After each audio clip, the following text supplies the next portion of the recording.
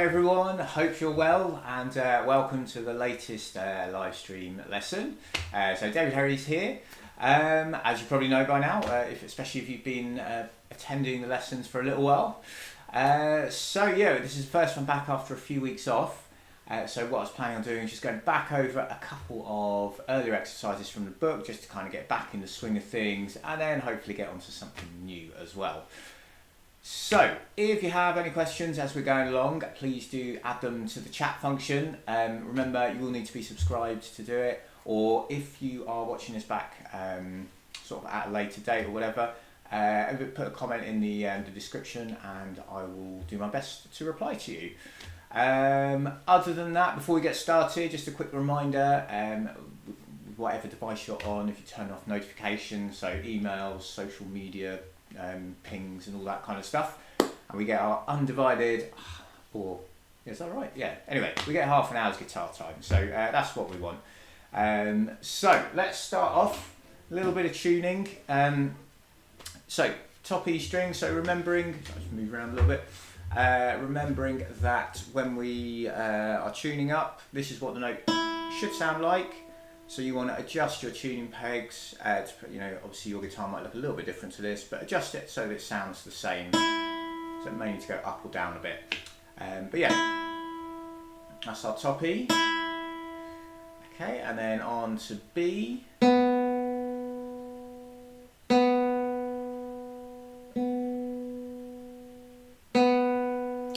And G.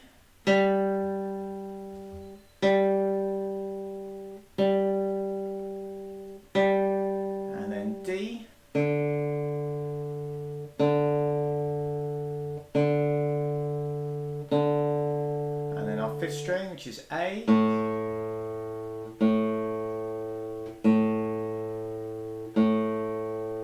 and our bottom E string.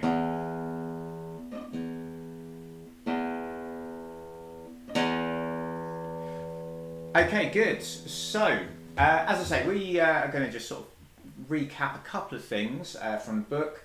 We're about halfway through so far, so this is halfway through GuitarQuest 3.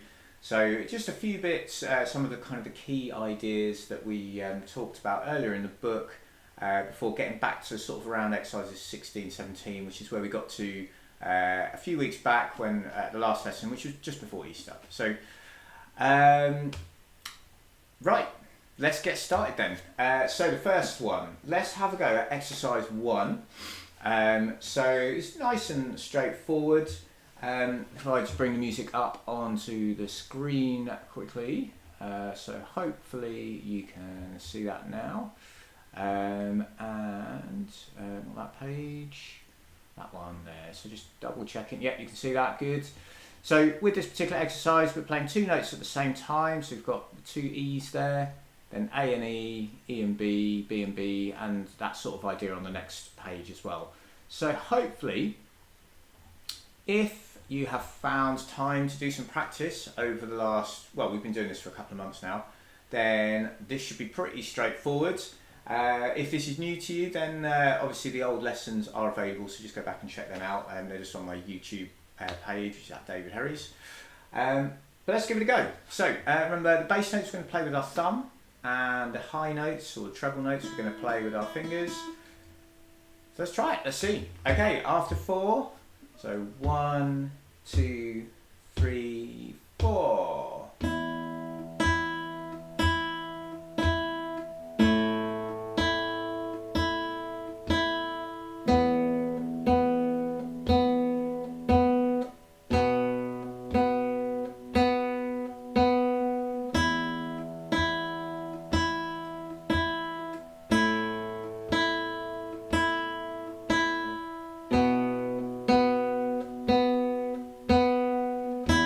Back to the beginning, this is a repeat mark, 3, 4.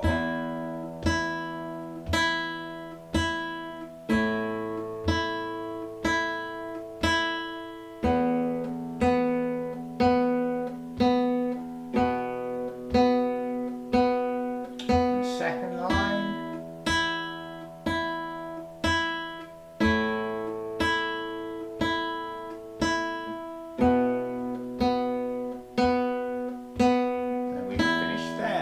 Okay, good. So, hopefully that was all fine. So yeah, actually one thing, I was talking about this the other day with someone in a lesson. If you're finishing like that, you're probably never going to play this at a concert because that's quite a, well, it's a relatively straightforward piece. Perhaps if you're a younger learner, you might play it at school or something. But what you can do to kind of, rather than just cut the sound off, is you could allow the side of your palm to rest on the bridge and saddle kind of area. It's just to point out, so the bridge is this sort of wooden bit and the saddle is the white bit there, which the strings sort of go over. So if you were to rest that there and then gradually fold your hand over, then the sound will disappear. And obviously the slower you do it, the you know, more fade out you get, and it just gives a slightly nicer kind of finish rather than that. Although obviously there are times where you would want a kind of an abrupt finish. So yeah, just something extra to think about there. So okay, so let's skip forward. We're going to go on to exercise 7 next. So obviously we're moving forward quite a few exercises there. This was the first one that had the B flat in. So remember, flats are kind of opposite to sharps, so they're like 1 fret lower than the note that you want to be playing. So normally B would be our open second string, but to play the B flat, we've actually, because we can't go to sort of -1 frets, because obviously there isn't a -1 fret, so we're going to find that on the 3rd string at the 3rd fret, and that's typically where you find your B flat as you're sort of, well, certainly starting off kind of, where do you find it sort of thing. So yeah, we've got B flat down here, 5th string 1st fret as well. That one doesn't actually crop up in this exercise, but it probably will later on in the book. So worth being aware of it. And again, if you know, if you can't remember any of this, or if you didn't see the lesson when I covered it previously, they're all there on my YouTube channel. So just go and check them out, and you'll be able to catch up hopefully. So. Okay, so number 7 then, we're because of all the repeats, we're going to play each line twice. That's just sort of the way musically it works out. So we'll just give it a go, we'll see how you get on. There's nothing in particular to watch out for apart from the B flat, I wouldn't say. So, okay, let's take it away. So starting on the A after 4, here we go. So 1, 2, 3, 4.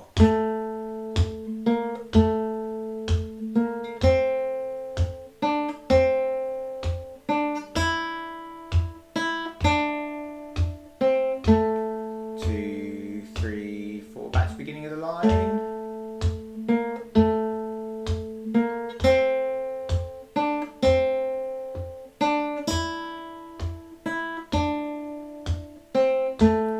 2, 3, 4 in the second line.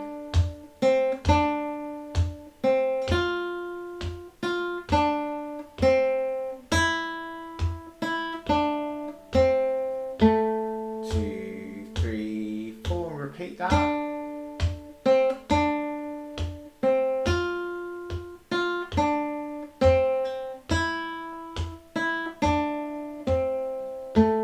2, 3, 4, and last line.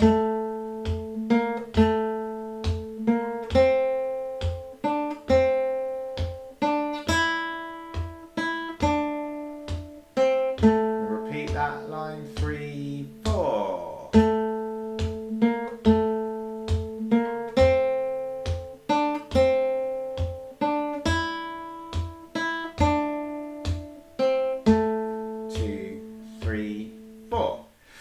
Okay, good. So that sort of covers the B flat kind of area that I was hoping to. So we're going to skip forward and go on to number 13. So the reason for going on to number 13 is because we've got our hammer-ons and pull-offs. So there's more hammer-ons in here than pull-offs, I think, but we get a bit of practice on each of them. So remembering that hammer-on, as we play or pluck a string, so for example the G there, for the hammer-on we just hammer a finger down and you should hear that note sound, and when we do the pull-off, it's sort of the other way around. So hammer-on is a low note to a higher note, and a pull-off high note to a lower note. Okay, and again, obviously we've covered this in previous lessons, so if you find it tricky, please feel free to go back. But otherwise, we will get stuck into it. Just note that at the end of the fourth line, we have a repeat, and that's under the first time sort of brackets. So when we go back, we play the first two lines again, and then we skip down onto the fifth line and play through to the end. So, hopefully that makes sense. We are on page 9, just in case you're not sure where we are. Yeah, let's give it a go, see how we get on. So, after 4 again, here we go. So, 1, 2, 3, 4. Rest.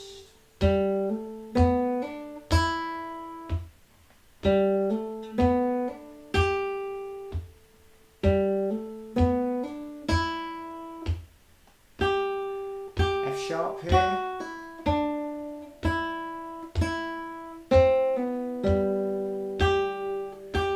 And again, reach up to the 5th fret. Just going to slow it up a little bit. Rest. Rest. Rest. To the 5th line. 2, 3, 4. 1, 2, 3. 2, 3. 2, 3. Rest. Penultimate line. Rest. Rest. Rest. And then finish on the G. So yeah, I noticed as I was playing it, I was saying rest and not always actually cutting the sound off. So yeah, with a tune like that, it's up to you whether you want to cut the sound off. I put rest in there sometimes more for kind of the technical challenge of doing it, because there may be instances in songs where you need to do that, or pieces of music I should say. And then there's instances where actually you think, do you know what, it just sounds better if I let that note hang a bit more. So you know, you can play around with that as much or as little as you want to, really. So yes, and I slowed up on the repeat because I was playing it and I was like, maybe I'll just set off a bit fast. So yeah, but hopefully you could keep up with it anyway, and hopefully it was all okay. So okay, so they were sort of the older ones that I wanted to go back over. So what I'd like to do now is go on to the second position note recap on page 10. So the sort of the area of playing that we were getting stuck into last time was about moving the hand up. So typically everything we played has been kind of sort of down here. And what we're going to do is move our hand up a fret. So our first finger now lands at the 2nd fret, middle finger or 2nd finger at the 3rd fret, 3rd finger or ring finger at the 4th fret, and a pinky finger will land at the 5th fret. And that's called playing in the 2nd position. So when we talk about that kind of thing, it's where does the 1st finger line up. So for example, if someone said they're playing in the 5th position, it would be 1st finger lining up at the 5th fret and then everything else lining up sort of after that. So that's a sort of brief summary. Again, it's covered in previous lessons, so please feel free to go back and watch those if that doesn't make complete sense. So when we're playing in the 2nd position, it's fairly common to have 2 sharps, which is sort of what I focused on in GuitarQuest 3 here. You can have less than that or more than that even, but it just sort of makes a lot of sense really for when we've got 2 sharps. So I'll just talk you through it and then we'll try and play it together. So we're going to start on an F sharp down here, so 6th string, 2nd fret. Then we've got G at the 3rd fret. Then we're going to have an open A,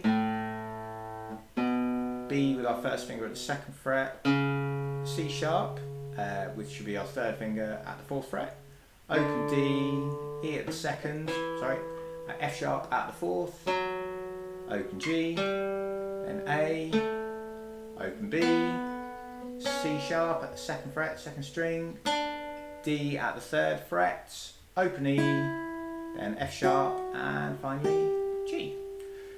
So Oh, actually, sorry, I realised we went up to A as well. So first string, fifth fret with the pinky finger. So this is not any scale or anything like that in particular. It's more just a summary of the notes that you might well play if you're playing in the second position. So let's try it together. In terms of the right hand, you could go thumb or fingers. Doesn't really matter because we're just playing the notes. So yeah, take your pick really. So okay, so we're going to start on that F sharp. Okay, so here we go.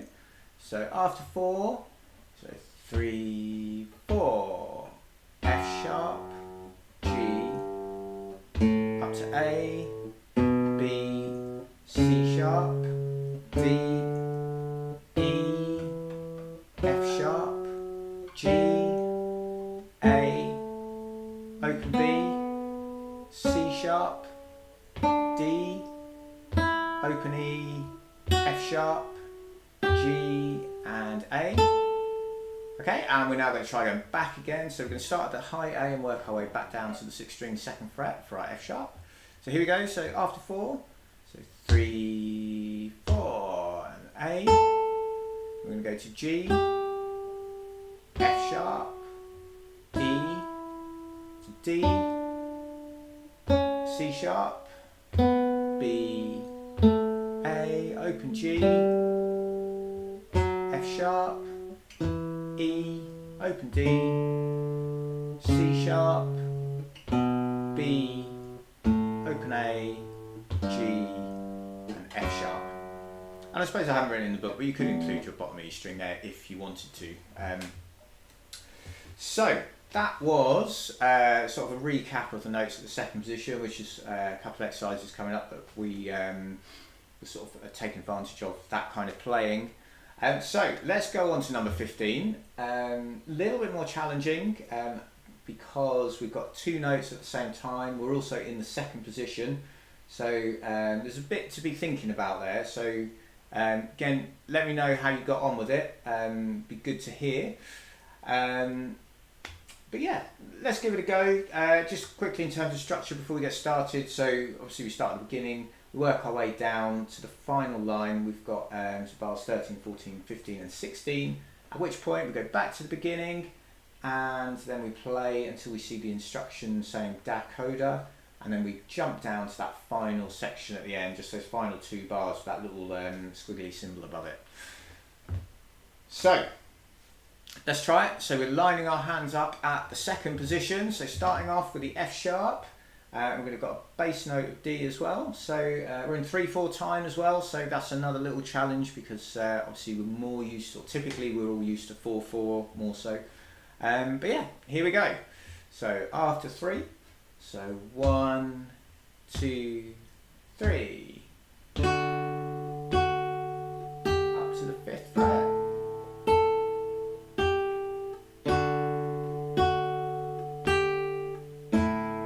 2, 3, then same kind of ideas, up to the 5th fret again, changed a bit here, 2, 3,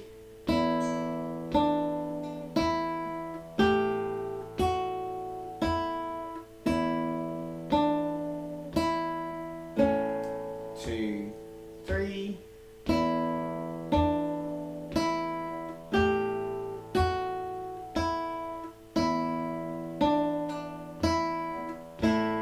2, 3, back to the beginning. 2,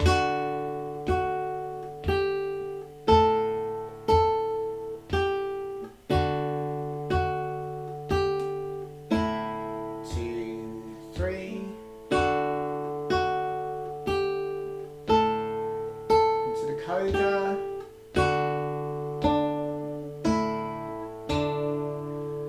Okay, so that was Blue Waltz. Give yourself a pat on the back if that went well, because that was a bit more challenging, I think. The backing track is a bit faster as well, so if you found that easy playing along just then go over to the backing track and try that, see how you go. If that's too fast, obviously because it's on YouTube, you can just slow the speed down a little bit if needed. You know, whatever you need to do to get to the point of being able to play it at full speed, really. So that was that one. So let's turn the page. So we then went on to exercise 16, which are D major scales. So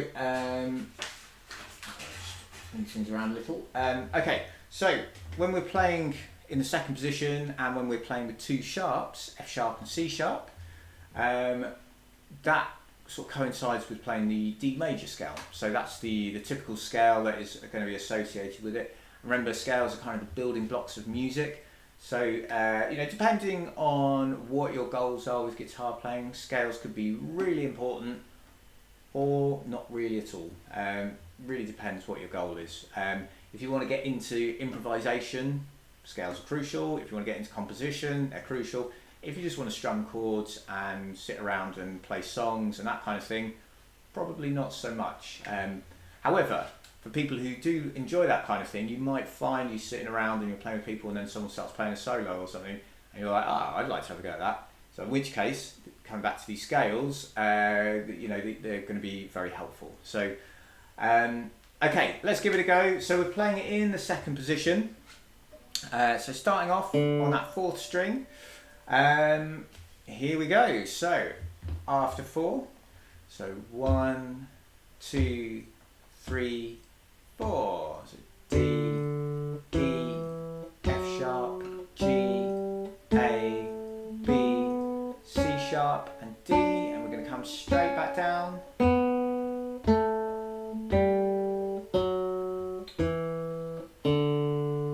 And that's all there is to it. So that is a 1 octave D major scale, and we describe it as 1 octave because it goes from 1 D through to the next D. That would be your octave. If we went up to another D up there, which is possible, we're not going to talk about that now, but that would be 2 octaves because we've gone from this D up to this D and then up to another one over here. So when people talk about playing through, you know, 2 octaves or 3 octaves or something like that, that is the sort of thing that they are referring to. I think in a previous lesson we also talked about playing that D major scale in the first position or the open position. So you'd go first, open, middle finger, pinky finger, and that kind of thing. So we're not going to do that now, but that is worth doing a little bit of practice on because it just helps get a bit more strength and stuff into the fingers. And you know, anything we can do that helps with that is obviously going to be beneficial to guitar playing. So. Okay, so the final thing we covered at the last lesson was the G chord. So, yeah, G. Just talk you through it again. So we're going to put our middle finger on the 6th string at the 3rd fret, which is the note G. Then we're going to put our first finger on the 5th string at the 2nd fret, which is note B. Strings 4, 3 and 2 are just going to be open for now. And then our 3rd finger, if you can see that, just rotate around a little, that's going to go on the 1st string at the 3rd fret and that picks up another G. And so that gives us our G chord. It is also worth pointing out, I haven't covered it in the book here, I think I cover it in the next book, but I can't remember for sure. This is the way you play G often to start with. Because you're only using 3 fingers, but actually when you get more comfortable with it, it's really common to move this 3rd finger over to the 2nd string at the 3rd fret, which is the note D, and then you add your pinky to the 1st string 3rd fret, sort of in place of where your 3rd finger just was, if that makes sense.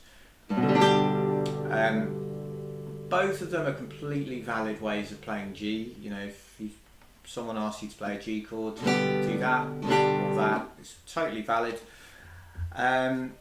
I would say once you get used to it, you'll probably default to this one, the 4-finger version of the G, because it just sort of, like D is a very common chord that is often associated with G, so that change becomes a little bit easier, but you could obviously do it that way still anyway, so just a heads up on that really. Now, we're going to go on to number 17. I don't think we covered this one last time. So 17 is just practicing playing a chord progression that uses some of the most common chords that you're likely to associate with a G chord. So So probably the two most common chords that you're likely to come across are going to be C and then D. So just to quickly recap, C is the second string, first fret, fourth string, second fret, and fifth string, third fret. And you strum from the fifth string, ideally. Remember, that's a kind of a guide, you know, if you're strumming like that, it's going to be quite easy to catch the sixth string, so don't worry too much if you do. I think, let me just double check, but we did cover C, I think it's quite early on in the book. So yeah, if I just bring up that on the screen just to remind you. So, not that way, so we're going to go, yeah, so this is our C chord here, so that's what I just talked you through. So if in doubt, have a look at page 4. And that will show you the C chords. And then for D, we covered that in previous lessons. And so if you go to page 28 of the book, we've got basically all the chords that we've talked about. Ignore those for now because we haven't covered them just yet. But that's our D chord there. So some people think it looks a little bit like a face, 2 eyes and a nose. I'll leave you to decide if you think that's the case or not. Yeah, so. And you can use this page 28 here with all these chords as a reference for anything that's going to crop up from stuff within the book. Let me turn that off. Okay, and we are going to come back then to number 17. So in terms of the symbols here, in fact actually I'll just bring that back up again. So find page 17, or exercise 17, sorry. So this is your slash notation. Again, we talked about this in a previous lesson, GuitarQuest 2. The thing to watch out for is these ones here, the sort of lopsided rectangle thing with the line. That's a 2-beat note, or 2-beat strum, I should say, as is that. This one, that's a 4-beat one. And then these ones where you've just got the single slash and the stem coming off it, they are 1-beat notes. So if I just turn that off again. Okay, so in terms of strumming it then, if I demonstrate, we're going to start on a G. So these first couple are just 2-beat ones. So we're going to go 1, 2, 3, 4, and then we strum again. 2, 3, 4, then we change to C, 2, 2, 2, 3, 4, then we change to D, do the same pattern, 2, 3, 4, and then we come back to G, 2, 3, 4, then the second line, going a bit faster, 1, 2, 3, 4, then to C, 2, 3, 4, and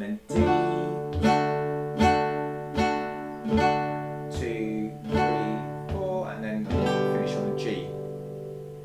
In terms of how to strum, for now I'll just use the thumb if you're playing fingerstyle. If you happen to have a plectrum and you want to try that, you're very welcome to. You would just have the pointed bit of a plectrum, so the plectrum looks like that kind of thing. So you'd have the pointed bit pointing towards the strings, and then you just kind of strike down. Plectrum playing is something we will be getting onto in GuitarQuest 5, so we're a little way off that just yet, but we will get onto that. So, okay, so let's try it together and see how we get on. So we're going to start on that G chord, go a little bit slower than how I played it just then.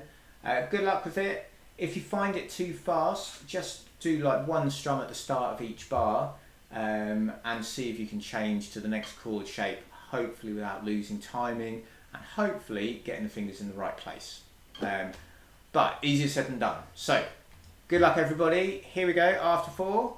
So 3, 4. So 1, 2, 3, 4. 2, 3. Change to C. 2, 3, 4. Change to D. 3, 4. 2, 3, 4. 1, 2, 3, 4. Back to G. 2, 3, 4. 1, 2, 3, 4. We stay on the G, but we go a bit faster. 1, 2, 3, 4. Change to C. 2, 3, 4. Then to D. 2, 3, 4, and then back to G. We just finished there with a single strum. So, give yourself a pat on the back if that went well. Changing chords can be quite challenging initially, so don't worry if you felt like you couldn't quite keep up. As I mentioned before, the beauty with chords is that they never change. So as long as you stay in the standard tuning, which is what we tuned to at the start, a G is always going to be that, a D is always that, and a C is always that. So once you've got them down, even if it takes you a year to get them, for example, which hopefully obviously it won't, but it means next year, whatever song you see or whatever piece of music that has a G or a C chord in, you will be able to play it. So, so yeah, that's worth remembering if you're struggling with it a little bit. So yeah, I had a question come up. Do you strum with your thumb on the right hand? So I was, like that kind of thing. You could go with one of the fingers, so, sorry I changed C, but maybe an index finger. I would just try and avoid striking down with sort of all the fingers, because you get that sort of sound, which it can sound okay and can be a technique that you perhaps even want at some point. But for now, I would go either just the thumb or just the index finger. And what you'll also find is if you strum with the thumb, because you're striking with the sort of the fleshy part of the thumb, you'll get a softer tone than if you strike with the index finger, which would be more of a nail, and it'll just give you a slightly brighter kind of sound. So you can use that to your advantage if you're playing a song. You know, if there's a more mellow part in the song, perhaps you go with the thumb, or if there's a slightly more upbeat, you know, you could lead with the index finger. So, you know, you can play about with that. But what we should do is put the backing track on just so you can hear how it goes. So if I just bring that music up again and put on number 17. So number 17, just so you know, it's just the chords, but I did put a guitar solo over the top of it, not with the intention of distracting you, but because this is the sort of thing that's likely to happen if you're ever playing chords. There'd be someone singing or another instrument playing something. So that's why we've got this going on. So yeah, hope you enjoy it. Here we go.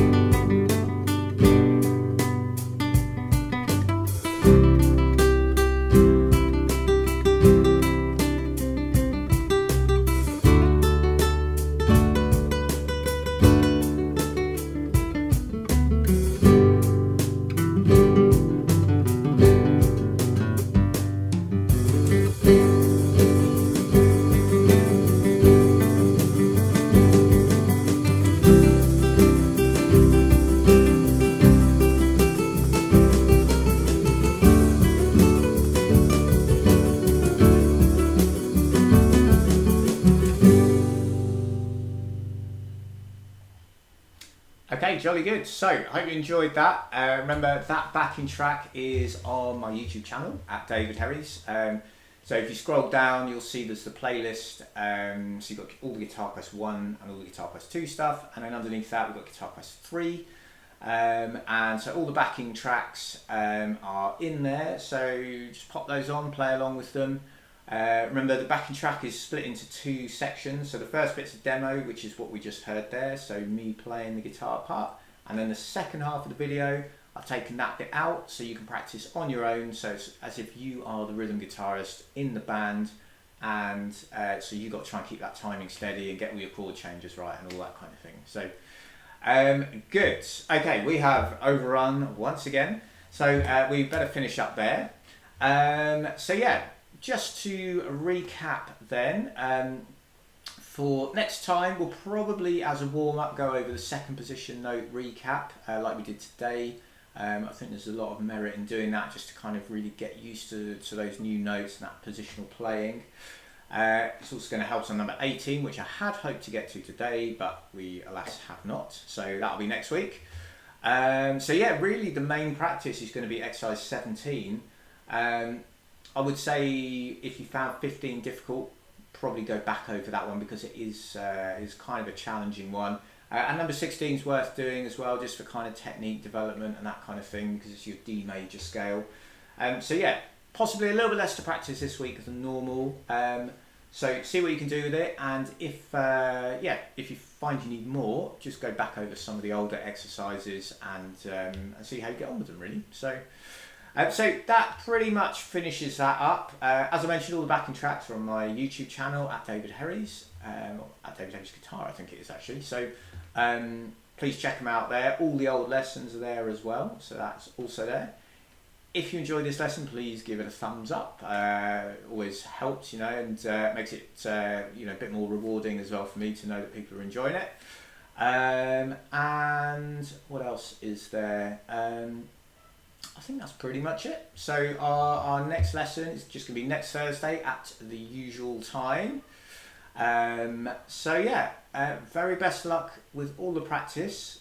Have a great weekend, and I will see you next Thursday. Okay, take care everybody. Bye bye.